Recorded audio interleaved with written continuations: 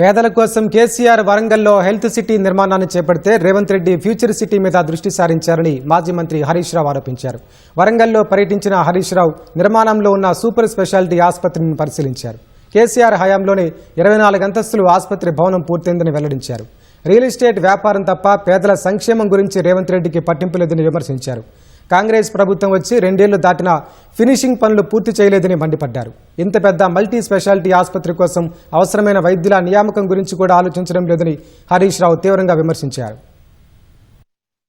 నీ ప్రభుత్వం అధికారంలోకి వచ్చి 2.5 సంవత్సరాలైనా హెల్త్ సిటీ ఎక్కడేసిన గొంగలి అక్కడే అన్నట్టుగా ఉన్నది.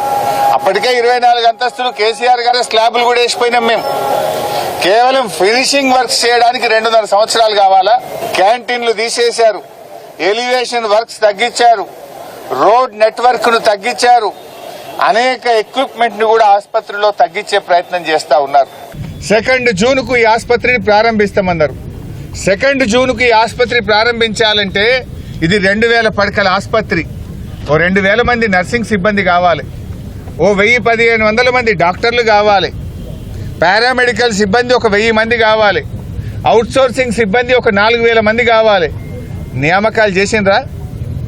రిక్రూట్మెంట్ కు కేబినెట్ అనుమతి ఇచ్చిందా? ఉద్యోగాలకు నోటిఫికేషన్ ఇచ్చారా?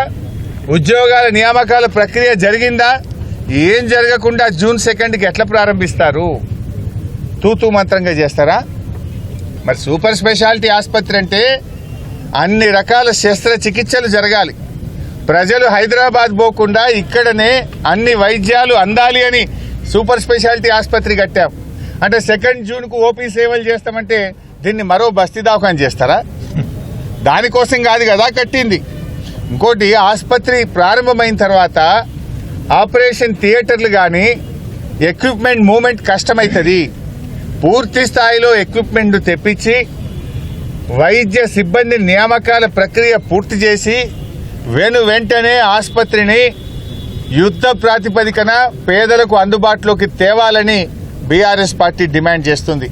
మీరు ఆలస్యం చేస్తే బీఆర్ఎస్ పార్టీ ఆధ్వర్యంలో నిరవధిక దీక్షకు మా బీఆర్ఎస్ పార్టీ దిగుతుంది, నీ మీద ఒత్తిడి పెంచుతుంది అని చెప్పి కూడా హెచ్చరిస్తా ఉన్నాం.